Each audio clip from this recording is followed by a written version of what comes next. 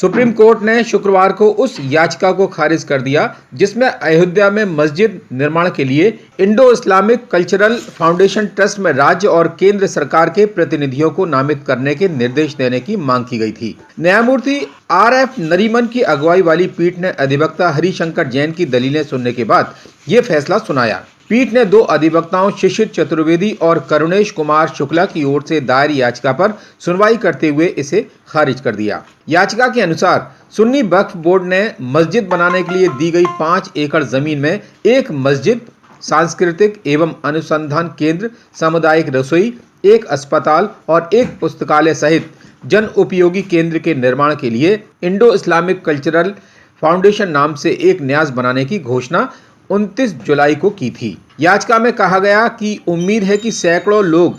Islamic trust स्थल पर जाएंगे और इसे भारत के साथ ही विदेशों से भी कोष मिलेगा, इसलिए कोष का और न्याय की संपत्तियों का सही प्रबंधन होना चाहिए। याचिका में कहा गया है कि ये सार्वजनिक हित में है कि केंद्र सरकार और राज्य सरकार के पास सार्वजनिक व्यवस्था बनाए रखने के लिए ट्रस्ट के कामकाज के बारे में सभी प्रासंगिक जानकारी हो और सुनिश्चित किया जाए कि कोई भी गड़बड़ी न हो और किसी भी ट्रस्ट द्वारा फंड का गलत इस्तेमाल न हो। अधिवक्ता के माध्यम से जनहित याचिका में कहा गया है कि उत्तर प्रदेश सुन्नी सेंट्रल वक्फ बोर्ड को आवंटित 5 एकड़ की भूमि और निर्माण के उचित प्रशासन के लिए सुन्नी मुस्लिम समुदाय से संबंधित केंद्र और राज्य सरकार के नुमाइंदों का ट्रस्ट बनाने के लिए केंद्र सरकार को निर्देश जारी किया जाए। वकील के माध्यम से दायर याचिका में शीर्ष अदालत से कहा गया कि वो केंद्र और राज्य सरकार के नुमाइंदों से संबंधित एक ट्रस्ट बनाने के लिए केंद्र को निर्देश जारी करे जो इंडो इस्लामिक कल्चरल